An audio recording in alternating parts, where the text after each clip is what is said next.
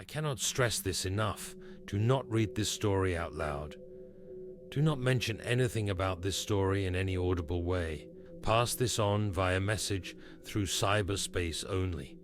It seems to be the only way to keep your distance without them finding you. Please, please, please, for your own safety, do not say anything about this out loud, especially their name. Those that I am referring to are known by a few names. Navajo culture refers to them as Yinald-Lushi. Some natives in Canada, the northwestern coast, and the Great Lakes region. Tribes referred to them as Wendigos. I refer to them as Skinwalkers. Call them what you will, but do not say any of their names out loud. I say this because they hear their name and respond to it, the way a great white shark reacts to a drop of blood in the open ocean. It is not a simple hunt that the Skinwalkers perform in a general direction of the audible name. It is an instinct, a drive so animalistic that it is ingrained in every single one of them. Say it once, and you may get lucky that the trail goes cold, that their senses are diluted and you escape. Say it twice. Well, at that point you're playing with fire. You're taunting something that not even your worst nightmares could come close to touching. They will not hunt you down instantly. No, all things take time in this world. They do not move fast, but they move at a steady pace. They will find you, whether it be days, weeks, months, or years. Well, that depends on just how evasive you manage to be. But don't worry, they all catch up eventually. I'm writing this to you simply because I have made that mistake. Once when I was young, I read the name out loud in a folklore book while trying to sound it out. Strike one. The second mistake I made just last month at a trivia night at my local bar. The question referred to the mythical creatures of terror in Navajo folklore, and I guess after one too many shots, the name slipped out of my mouth. I know they're coming for me. It's only a matter of time. I'm going to keep a running log. It's the only way I'll stay sane. Maybe somebody will stumble upon this and finally get some mainstream knowledge on this legend. Navajo tribes are extremely tight-lipped about this subject for good reason. Skinwalkers respond to audible sounds of their names. They aren't like demons from exorcism movies, who have proper names. No, these things all go by their standard names of Skinwalker, Wendigo, or Yinald-Lushi. For simplicity, to save myself the time, there'll be Skinwalkers from here on out. Nobody knows the true figure of Skinwalkers. There's accounts from those who were lucky enough to escape for just long enough. Skinwalkers are genderless, gaunt, pale figures. They stand 7 to 8 feet tall. At times they move to all fours and crawl around with the grace of a tiger or lion. Yet most are comfortable and mobile on their 2 feet as bipedals. Some take on the shape of a moose head with the long and wide paddle-like antlers. Some purely take the shape of a human face with barely recognizable features. The best I can describe their human appearance is similar to the Slender Man stories of a tall and elongated thin man with no face. They don't kill you, not instantly. They slowly drive you mad. They thrive on the mental breakdown that you begin to feel every time you think you see them. The more that you mentally bleed out with your insanity, the more that come near. Navajo legend is that more appear to quicken the breakdown, but the initial responder is the only one who gets the kill. Now for the fun part. Skinwalkers survive on flesh and emotional distress. They don't destroy a body, only the essence of the human spirit. They inhabit the flesh of those they kill. They walk around wearing their kill's skin, allowing them to blend in among the public. They never look fully there. They look as though they are wearing a semi-expensive Halloween costume. To those that aren't paying attention, nobody bats an eye. But if you really look hard, you'll see the absence of life in their eyes. You'll notice how clumsily they string sentences together. You'll notice that their mouth doesn't seem to sync up with what the tongue is saying. Imagine a museum of wax with all the perfect collections of human replications. Imagine those being heated to about 85 degrees Fahrenheit, just enough to start becoming deformed. Maybe the wax expands in certain areas. Facial features don't match the mood they seem to be expressing. That's a skinwalker. There's a good chance you've walked past a couple in your life, but maybe you were just too wrapped up in that Facebook post. They absorb your mental distress, whether it's thoughts, emotions, memories, etc. It's been said that they speak to people in voices that are familiar to their prey. You can hear people that have been dead 40 years, or hear somebody you just talked to earlier in the day. They are tricksters, more or less. The hunt is more than half the fun to them. The Midwestern Canada tribes depicted the Wendigos as giant coyotes. It's fitting, really. They hunt in packs, there's a leader, they torment their prey, and are incredibly vocal.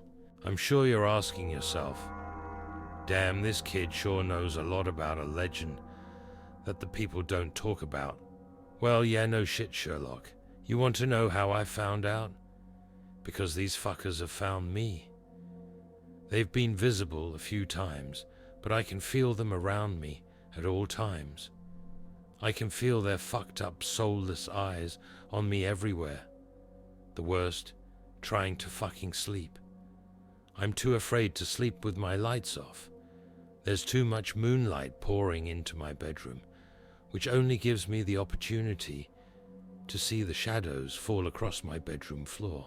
If I close the shades, I can hear them scratching at the windows trying to get a view. If I leave the lights on, it's impossible to see what's on the other side of the window. Do you want to know what's scarier than being stalked by deformed, half-melted humans? Not knowing if they are on the outskirts of your property, or if they are right in front of your window, staring at your every move. I haven't been able to tell how good their sight is at night. I've watched them at night as much as they have watched me. I don't see the Reaper ever during the day. The Reaper is what I call the one coming after me. I'm not sure if it's the same one, but I can just feel it is. I first spotted it at the edge of my tree line in my yard. It was about 2 days after I said it for the second time. I knew what it was right when I saw it. It was a milky figure about 50 yards from me.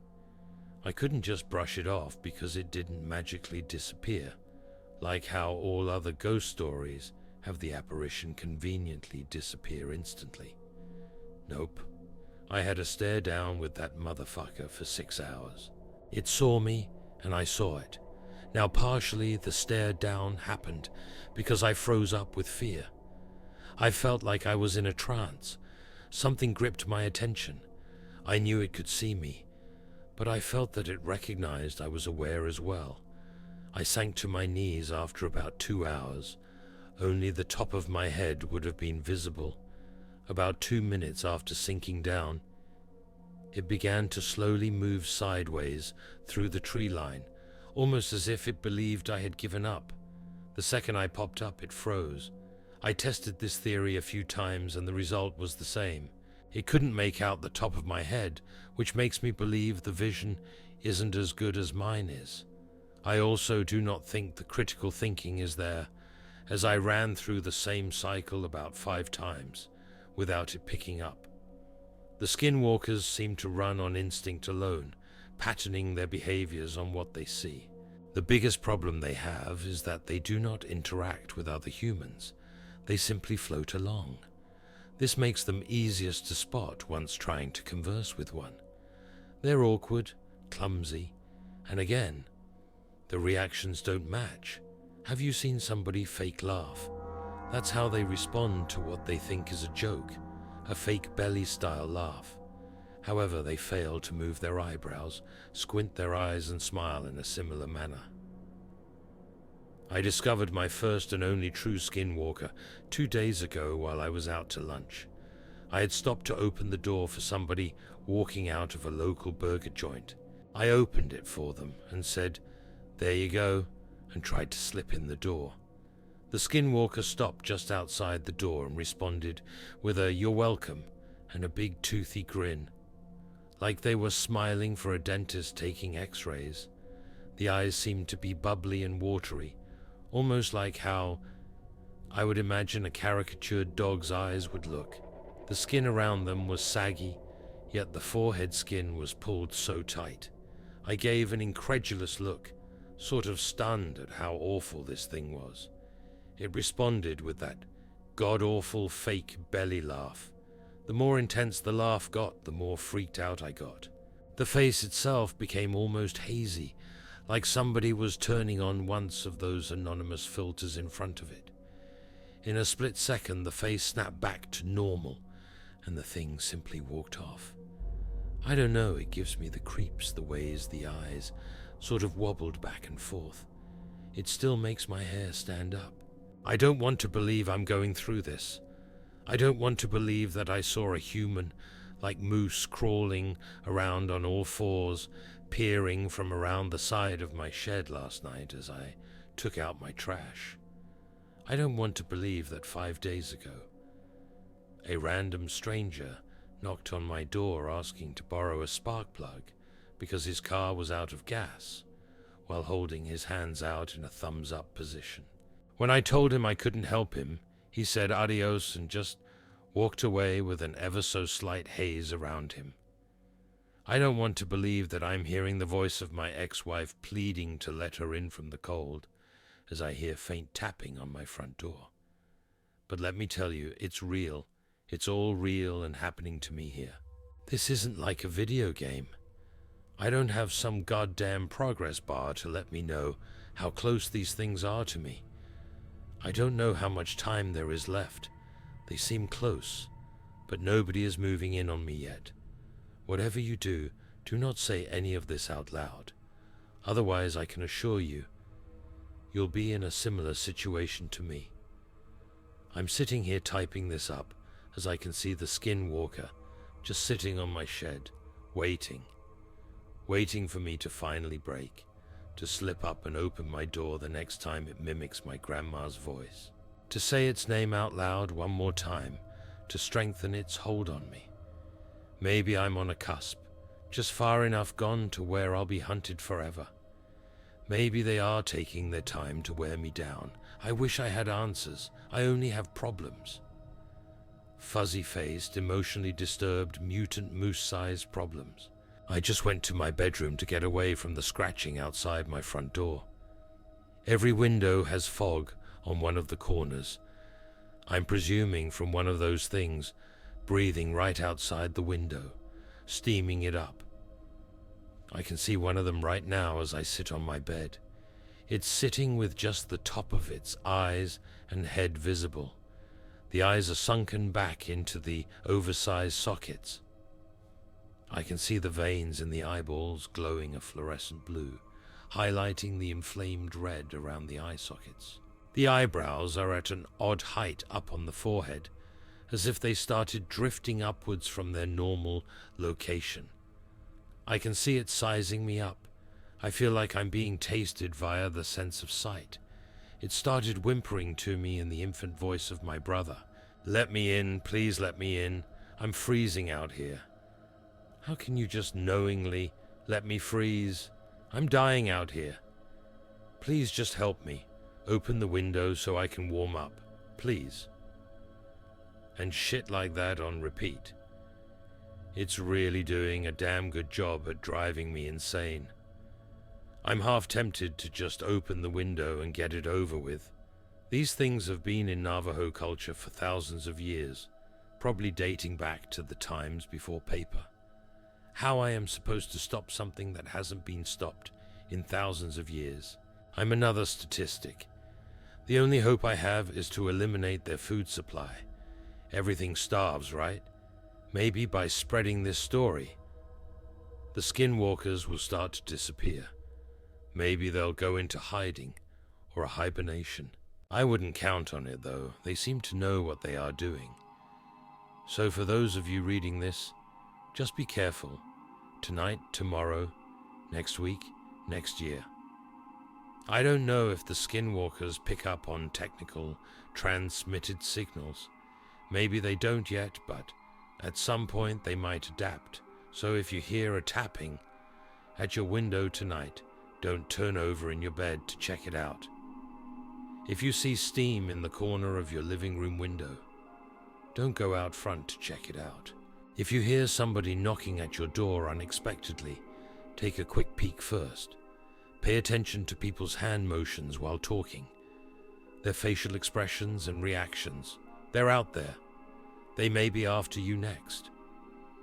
Slowly closing in on your whereabouts, awkwardly bumping into you and feasting on the nights that you can't sleep. Or maybe they got to me by the time you read this. There's no way of telling. Then again, maybe I didn't write this. Maybe they did. Maybe they do respond to you just thinking the name, saying it over and over in your head. Guess you'll find out. I've talked about my road trip on this board before, sick to death of working myself to death. I took the first vacation of my life last year. A beat-up, rebuilt Yamaha Zuma, and a foolish sense of optimism carried me across the western United States on an adventure that seriously made me rethink everything I thought I knew about the world. I loved Seattle, with the hip, original hippie neighborhoods and the perma-carnival atmosphere of Pike Place Market. The bridge troll was a highlight. Gotta love a city that sees a bridge and goes, "You know what this needs? A giant concrete troll." Getting out of Seattle, however, was a total nightmare.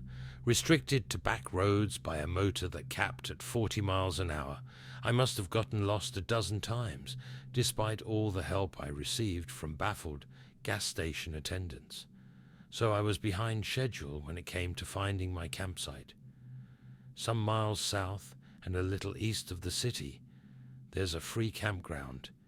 It's most often used by horse riders, and boy, can you smell it. That's actually what guided me in the last few miles. There's a gravel road off of a service road, and then a few crooked, unpaved paths off of that. The trail markers were all bent, broken, or faded. In the end, I had to follow my nose. I set up my junior scout tent in the fading twilight. Mine was the only one there. I had the place all to myself.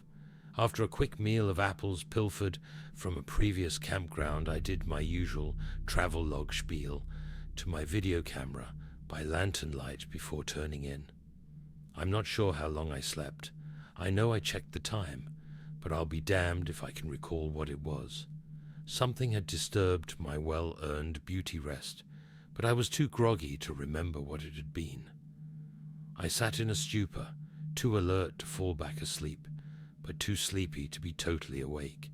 Something brushed the side of my tent, and suddenly I was more awake than I'd ever been. I had done plenty of camping by that point.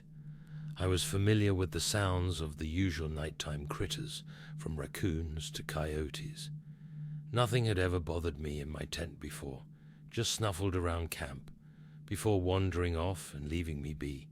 From the sound of the footsteps, it was walking on two legs. That was a first. My mind immediately jumped to the worst possible conclusion. Bear. There's a lot of conflicting information out there about how to deal with bears, and a lot of it depends on the type of bear. Sitting there in the dark, with my heart beating in my throat, I had no way of telling which species I was dealing with. Shout out or play dead. I was 30 yards from a sturdy cement block outhouse that might be better shelter. As quietly as I dared, I slipped my boots on and got ready to dash. The tent zipper seemed impossibly loud in the night as I worked it open centimeter by centimeter. I moved agonizingly slowly. Once outside, I craned my neck around to see if the bear, if that's what it was between me and the outhouse. With the incredible illumination of the Milky Way, I could see the campground clearly all the way to the tree line. There was nothing out there. I could feel something watching me.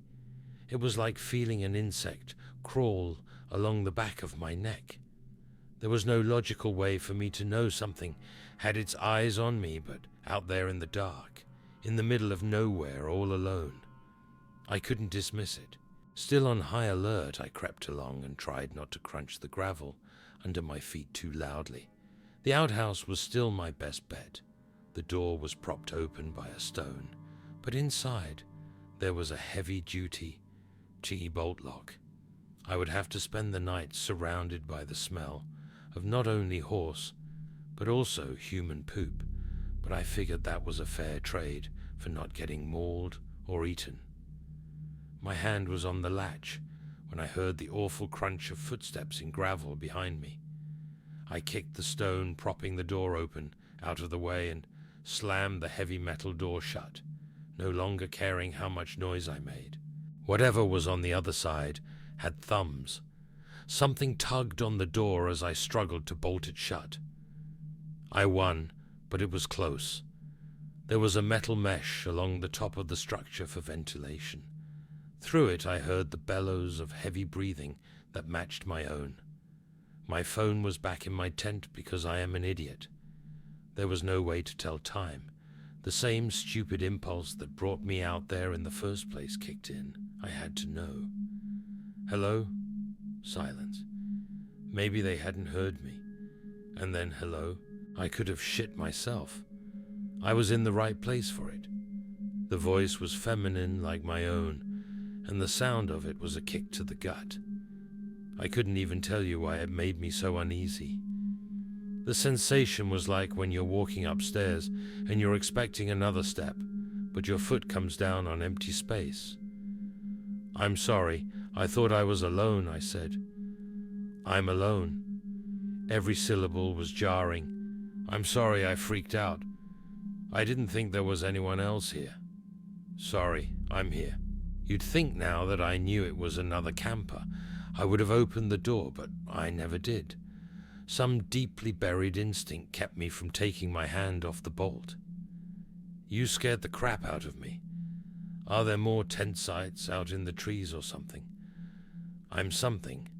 There are more," her words made me sick to my stomach. Again, I couldn't have even told you why, only that they did. From her odd syntax, I guessed English wasn't her first language. "Do you need to go? Use the bathroom, I mean. Because I'm going to be in here a while." That wasn't a lie. I wouldn't have opened that door if it was my own mother on the other side. "You need to go." Her grasp of English was improving with every sentence. There was something weird about that. "Look, I'm sorry if I scared you, but you started it by creeping around in the dark. I won't come out. Can you go somewhere else? I'll be gone in the morning, I promise. I just wanted to sleep in peace." "You need to be gone. I promise you I creep in the dark. You won't be here in the morning." Fear cemented my mouth shut. The more I spoke, the more she did, and I didn't want to hear her voice anymore. I'm sure that makes me sound like a bigot or something, but I had the feeling I was feeding words to her, and the feeling was not pleasant.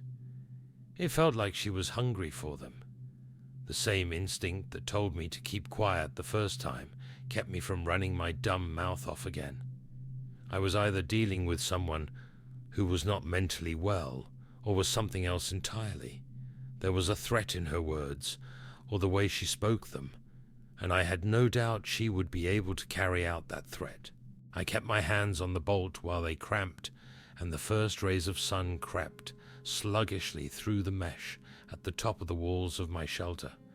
It wasn't until the sun was strong enough to make me sweat in my self-imposed prison that I felt brave, stupid, enough to speak again.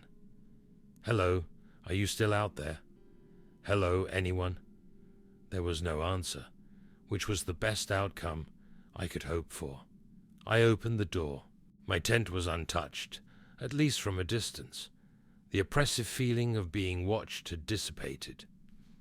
I dressed and broke down camp in record time, My moped cranked to life, but it wasn't until I went to put my helmet on that I saw the footprint. I'd kicked that rock pretty far. It was close to my bike. Naturally, I went over to it. I had to know. In a clear outline of fresh mud, there was a single print on the smooth grey of the stone. Not human, but a hoof like that of an unshod horse or goat. It was so fresh, so vivid. It hadn't been there last night when I used the bathroom, before I'd gone to bed.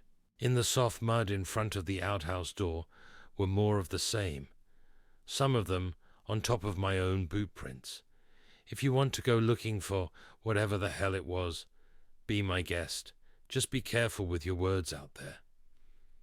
Because I figured out what was wrong with that voice when I watched the playback of my travel log video. It was my own. Winter pounded on the door and walls around the wooden shack the men had found and hunkered down in. The small military force was at their wits' and bodies' ends. They were exhausted, soaking wet, and low on munitions, rations, and morale. Their survival was based on how much body heat the man next to them was able to produce. They shivered in unison, not a man moving deliberately. It was another of many restless nights for the small company. After hours of the wind and the ice beating at their bodies through the slats in the walls, a freezing but welcome sun rose through the dense and dead forest canopy. The light tapped on Grant's eyelids, and he shot forward to sitting with a jolt. Rogers was the first to break the quiet, and simply cussed. As loud as his tense windpipe would allow, the noise was hoarse and shrill among the dead silence in the trees. "Shut it, would you? What are you thinking, idiot?" was the response from a more callous than usual Shifty. Breakfast was weak, stale coffee, and scraps of the rabbit the men had used several precious bullets to finally hit and bring down the night before. Their aim was suffering in tandem with their bodies, but they were just happy to have morsels of food to ease their empty stomachs. After the brief and cold breakfast, Erickson shouldered their radio and hiked to the top of a small hill with a clearing to try and get in contact with base camp. Every day for weeks, Erickson had returned to camp from attempting communication a little more defeated than the day before. The group had not heard from base camp for too long now. Erickson slumped heavily around the choking fire that sputtered smoke out from hissing cracks in the blackening wood. He did not need to report. The scene did that for him. Shifty scoffed more for the group than for himself, shifted and settled, attempting to find comfort around the fire that was resoundingly defeated by the cutting cold that crushed in from all sides. Grant was fully aware of the situation he and his men were in. They were slowly succumbing to the death of the forest they had found themselves in, and the situation was deteriorating quickly. Freezing and famished, the four men sat lifelessly around the smoldering fire. The only thing that brought comfort with the day's progression were the rays of sun that did find their way through the snaking branches above that warmed the men, and the four positioned themselves as well as they could to be warmed in tandem by the sun and the fire. Soon starvation drove the men to complete the day. Grant told Erickson to set up another deer trap near a river they had scoped out in days prior, and told Rogers to find his way to the small gully to check the trap there. Shifty and Grant pushed farther from their camp than they ever had to find a gradually dwindling supply of firewood, scattered afar and buried in the snow that seemed to fall every night. Even during the day, Grant kept his scarf around his face to keep the biting cold away from his lips and nose. Erickson set up a new trap. Rogers found that the old trap had not been sprung. The men defrosted the rest of the rabbit and made a weak stew with hardly enough meat for one man. They ate in defeated silence. Metal clanked upon metal as the men tried to make something edible. Both stay in their bowl for more as well as end up in their stomachs soon enough. The sparse rays of the sun ducked down under the horizon, and the men moved toward their broken shelter for a form of protection from the elements that the shack could only limitedly provide. Cold, huddled, and starving, Grant tried to get some semblance of sleep. Every time his eyes felt heavy enough to sleep, wind would batter the wooden walls and shake the entire structure. It began to snow again, and small white, frozen teeth floated in between the slats, biting the men every time one would contact any open skin it could find. It was a night no less miserable than the night before, and soon Grant drifted off into a restless sleep. In the morning, Grant's eyes shot open, and his body shocked him awake. Shifty rolled over, finding a better sleep than Grant had. Grant stumbled as he stood. Hunger pangs tore at his stomach as he stretched his already thin figure to its full height. As he stepped outside of the small shack, the white world he was expecting was violated by one of red. Blood drenched the tree branches, and snow, eviscerated and unrecognizable flesh, was splattered from the epicenter, a torn body that lay on top of where the fire had been the night before. Grant froze mid-step. He had seen his fair share of war out here, but this was an animalistic scale of gruesome. Without moving his eyes from the gore in front of him, Grant began to bark at his men inside the shack to come see the carnage. Shifty emerged first and was caught in the middle of a hearty yawn by the scene, his jaw locked open in a half-yawn, half-appalled expression. Rogers and Erickson both vomited. Grant moved in toward the carcass and examined the body. What was left must have been a deer with holes bored through the body. 2 legs were missing, and Grant nearly gasped as he noticed that the eyes had been bitten from their sockets with obvious teeth marks around the divots. But the bite marks did not end there. There were whole chunks of flesh missing from their respective lacerated holes focused around the neck of the animal. Most strikingly, the horns had been removed with great force, seemingly ripped from the skull instead of broken off. The deer was more blood and gore than fur and skin. Erickson vomited again. "What the hell is this?" Roger's voice broke as he scrambled to find it. "Screw that. What the hell could do something like this?" Erickson was more frantic than Rogers. He was the youngest of the group, and it showed in the horror on his face. "You are both morons.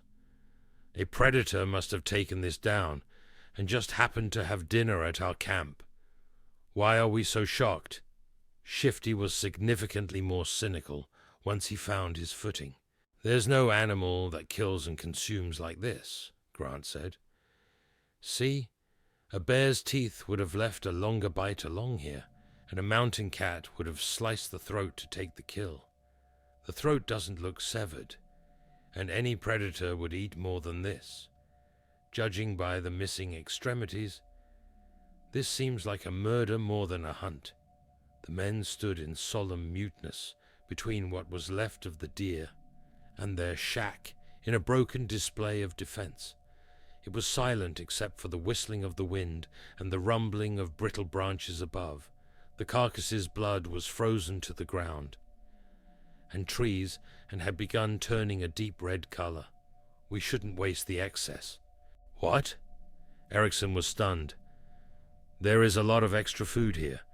We should preserve it and discard everything else as far from camp as we can. Don't want whatever this thing is to come back," Grant said. This made sense to the group, and even more so as Erickson felt his stomach rumble yet again. And so the men set to work, preparing, sanitizing, and disposing, until their camp was yet again devoid of splattered gore. They cooked the excess meat and buried it a fair distance from camp, keeping more than enough for a fair dinner for each of the men. They disposed of the bones and skin, but Grant could not shake the thought of those missing antlers from his mind. At any rate, they had food enough for the rest of the day, and through the day tomorrow. Maybe this killer had done them a favor, and yet something was not sitting right with Grant. At day's end, the men huddled again in the small shack, but now each with a full belly. Though the wind and snow beat at the men through the night, they were able to make it easier while being full for the first time in weeks. Each of the companies slept as well as they had that night. In the morning, Grant jumped awake again, startling himself to a sitting position. After looking around a little longer, he rubbed his eyes and rose to exit the shack.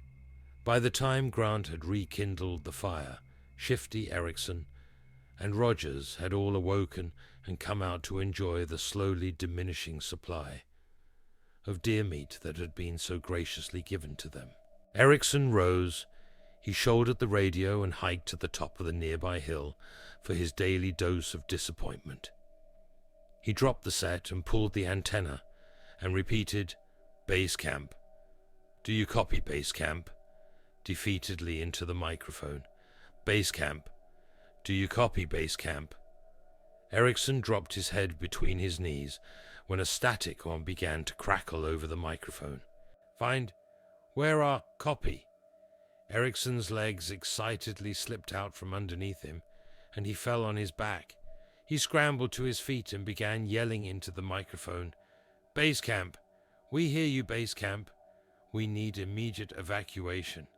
"Good. Hear you too. Are too thick, so your company needs 22 kilometers west. We can evac there. Try to find communication point is hard." The message was broken, but overflowing with hope. Erickson shouldered the radio and scrambled back down the hill to report the good news. The men packed what little supplies they had, unearthed the small amount of deer meat left underground, and set off west. Going was slow. The snow that seemed to never melt here was up to the men's thighs. Each man took a turn in the front to clear the snow, rotating through to conserve energy for the group as a whole. Being at the front of the caravan was exhausting, but between the four tired but able-bodied men, it was not impossible. When the sun began to set in front of them over the horizon, they went out of their way to find shelter. Shifty called out when he found a small overhanging rock that could accommodate the four of them. Grant, Erickson, Rogers, and Shifty all pushed themselves inside of the small cave. Grant distributed the remainder of the deer meat. It had lasted less than he had anticipated, and he found himself going to bed hungry that evening, as did the other men. Morning found them shivering and Grant startled awake. Without a wall for their shelter, the frozen wind beat in from that side. The men had put the legs of their sleeping bags toward the opening, but it did not help. The three men shifted outside of their shelter. Grant looked around. Erickson moved with Rogers to collect firewood, a chore they had neglected to do the night before. Suddenly, Shifty's absence was a glaring presence among the men, and they all froze where they stood. Grant daringly called out, "Shifty!" and was met with no response. Not even the wind rattled the branches in the trees above, and the silence was heavy. Grant, matching the silence, whirled around and checked Shifty's sleeping bag. It looked like it had been opened with the zipper, as opposed to torn open, but Grant felt a knot of dread welling up inside his gut. Erickson was the most panicked, and his haggard breathing began to become a gulping swallow. Grant motioned to the others to arm themselves. Erickson shook himself and grabbed his handgun. Rogers found 2 pairs of tracks leading outside of camp, and the men did not have to search far. Shifty, or what was left of him, lay in a small clearing crumpled in half. This time all 3 men vomited. Grant then went out of his way to wrap his scarf around his mouth and nose and moved in to look at what had happened. Shifty had the same wounds as the deer from nights before. His body was folded at the base of his spine, and bite marks that ripped through his clothes showed the muscle underneath. Scratches covered Shifty's body from head to toe, and there seemed to be some holes in the body that were not bite marks, as if he was stabbed with a blunt broom handle. The most noticeable aberration were Shifty's eyes, or lack thereof. Teeth marks lined his brow and cheekbone, as if the assailant had dragged their jaw over the eyes to remove them. Grant felt himself heave and stumbled backward to a standing position, without letting his eyes move away from Shifty's corpse. "Sir, do those look like predator bite marks, or like—" Erickson did not have to finish his sentence.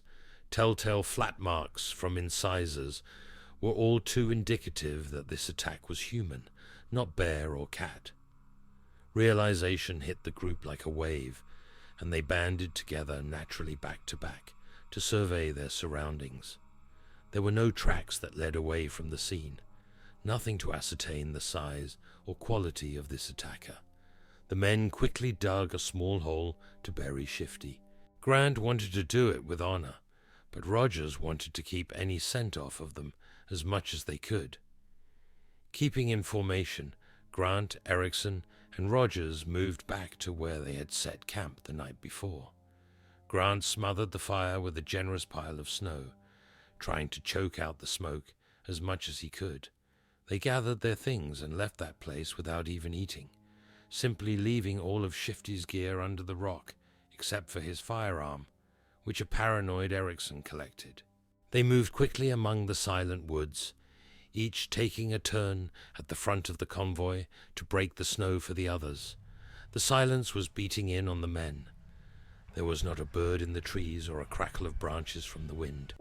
If the men wanted sound, they had to make it themselves, and even that was hushed by the snow that surrounded them. The men hiked the whole day without eating, driven by terror and wonder alike. At nightfall, they found 2 trees that had fallen over each other and used them to make a small shelter. "We should have someone watch out in shifts over the evening," Rogers said. It was from a place of terror, but it made sense to the other men, and so when the darkness of the night crept upon their makeshift shelter, Erickson was the first to stay the night awake on watch. Grant felt himself bat his eyes open every several minutes and glance over at Erickson, who sat still but aware, propped up against one of the fallen trees. Gradually, Grant drifted off into sleep, but one that felt deep and dead and offered little rest. In the early morning, while it was still dark, Grant jolted awake, but this time by terrified yells. He spurred forward and smashed his head on the tree above him. Grant emerged from the shelter, rubbing blood from his sore forehead, to find another scene of gore that made the scenes before pale in comparison. He pointed a flashlight around and to where the yells were coming from, to find a distraught Rogers knelt at the side of a pile of flesh. Erickson's patch was the only thing that could have discerned what or who this used to be. Erickson was more mutilated than consumed, and had numerous holes about his body. His eyes had been eaten out of their sockets, but the rest of him was stabbed and torn and collapsed. Rogers knelt and wailed, facing away from Grant, but Grant quickly scanned down to Rogers' hands, which clutched deer antlers so hard that the blood and pale fingers perfectly matched the blood and snow around them. Rogers wailed again and again, and the noise became more and more animalistic and hoarse with each gut-wrenching bellow.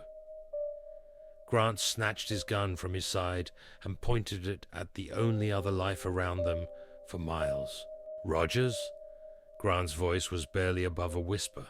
The grunting and distraught bellowing subsided suddenly, and there was silence around them.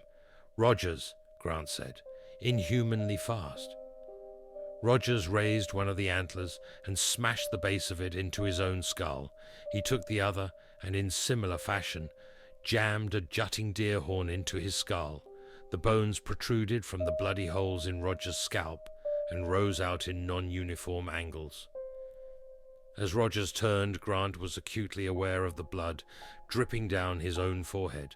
"What the hell is happening to me?" yipped Rogers. But his smiling eyes and mouth bore a vastly different expression to the tone of his voice. There was flesh between his teeth, and blood ran down the sides of his open-mouthed smile.